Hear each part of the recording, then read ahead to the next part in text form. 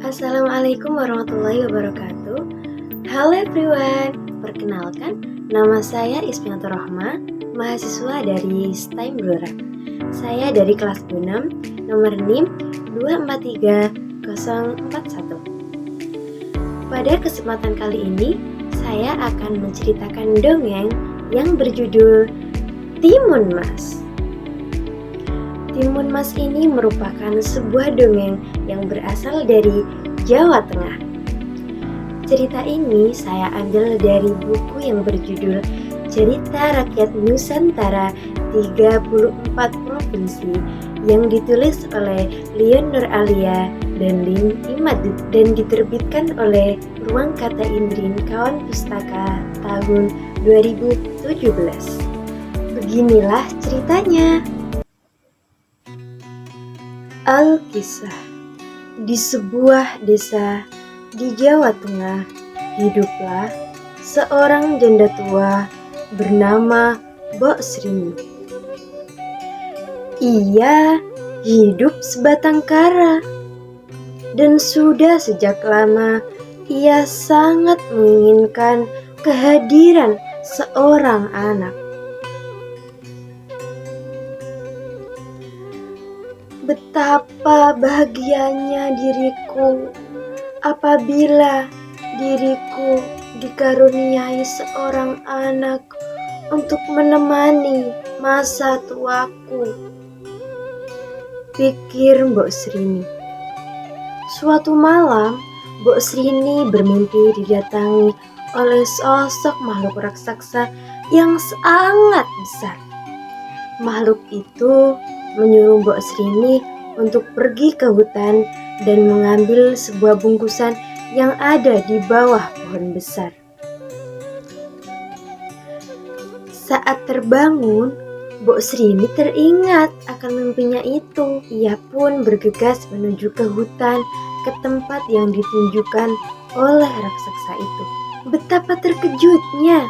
Setibanya di hutan, Mbok Srini menemukan sebuah bungkusan yang berisi sebutir biji timun.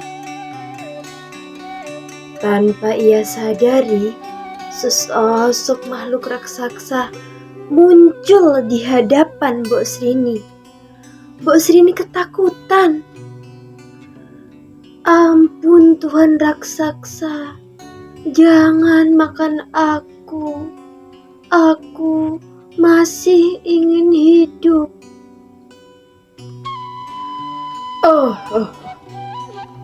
Aku tidak akan memakanmu, janda tua. Bukankah kamu menginginkan kehadiran seorang anak? Lepas tanam biji itu, kelak kamu akan mendapatkan seorang anak perempuan. Tapi ingat, jika dia sudah tumbuh dewasa, kamu harus menyerahkannya kepadaku untuk kujadikan santapanku.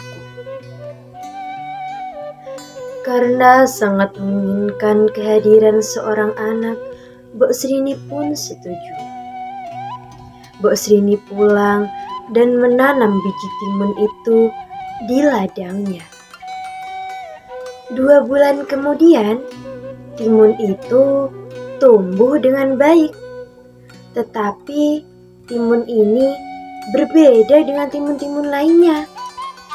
Timun ini berwarna emas dan berukuran sangat besar. Saat sudah matang, Mbok Srini memetiknya. Dan saat membelahnya, ia menemukan seorang bayi perempuan yang sangat cantik. Ia pun menimang bayi itu. Ia merawat dan mendidik Timun Mas dengan penuh kasih sayang. Hal yang dijanjikan pun tiba. Raksasa itu akan datang untuk menjemput Timun Mas. Mbok Srini pun menceritakan semuanya kepada Timun Mas. Mendengar cerita itu, Timun Mas tersentak kaget. Timun tidak mau ikut sama raksasa itu, Ibu. Timun sayang sama Ibu. Mbok Srini pun mencari cara agar anaknya bisa selamat dari raksasa itu. Ia pun menyuruh Timun Mas untuk berpura-pura sakit. Dengan seperti itu, tentu raksasa tidak akan jadi memakannya. Raksasa itu pun datang.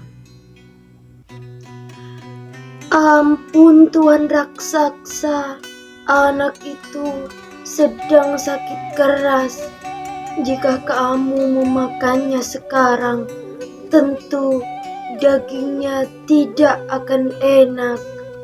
Bagaimana jika 3 hari lagi kamu datang untuk menjemputnya? Aku akan sembuhkan sakitnya dulu. Raksasa itu pun setuju, dan akhirnya raksasa itu pun menghilang. Mbok Srini pun mencari cara lagi agar Timun Mas bisa selamat dari raksasa itu. Ia pun menemukan ide untuk menemui seorang pertapa yang ada di gunung. Pertapa itu bersedia membantunya dan memberikan 4 bungkusan kepada Mbok Srini. Mbok Srini pun pulang dan memberikan bungkusan itu kepada Timun Mas. Kira-kira apa yang terjadi selanjutnya ya teman-teman? Ternyata 2 hari kemudian raksasa itu pun datang untuk menagih janjinya. Melihat Timun Mas yang sudah tumbuh dewasa, sang raksasa makin tidak sabar untuk segera memakannya. Namun saat hendak menangkapnya, Timun Mas lari dengan sangat cepat. Saat sudah jauh, Timun Mas mulai kelelahan. Sementara raksasa semakin dekat. Timun Mas pun mengeluarkan bungkusan yang pertama yang berisi biji timun dan menebarkannya.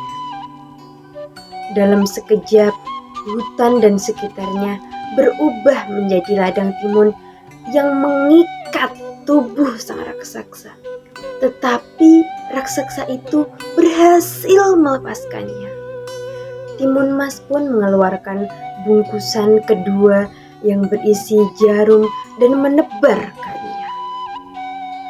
Wilayah itu berubah menjadi ladang bambu yang tinggi dan runcing. Tetapi lagi-lagi raksasa itu berhasil lolos. Timun Mas pun mengeluarkan bungkusan ketiga yang berisi apa ya teman-teman? Ya betul, yang berisi garam dan menebarkannya. Wilayah itu berubah menjadi lautan yang sangat dalam dan luas. Tetapi raksasa itu berhasil berenang dan lolos dari laut itu. Timun Mas mulai panik karena saat ini bungkusannya hanya bersisa 1. Dengan penuh keyakinan, Timun Mas mengeluarkan bungkusan terakhir yang berisi terasi dan melemparkan. Wilayah itu dalam sekejap berubah menjadi danau yang berisi lumpur yang mendidih dan sangat panas. Raksasa itu tenggelam dan mati di danau itu. Timun Mas sangat bersyukur karena saat ini dia sudah selamat dari kejaran dan santapan raksasa itu. Sejak saat itu, Timun Mas dan Mbok Srini hidup bahagia. Demikian cerita tentang Timun Mas. Berdasarkan cerita ini, kita dapat mengambil pelajaran bahwa dengan usaha dan doa, pertolongan Tuhan pun akan mengikuti. Jangan mudah menyerah ya teman-teman. Sekian dari saya, Ismiatur Rahmah. Wassalamualaikum warahmatullahi wabarakatuh. Happy watching!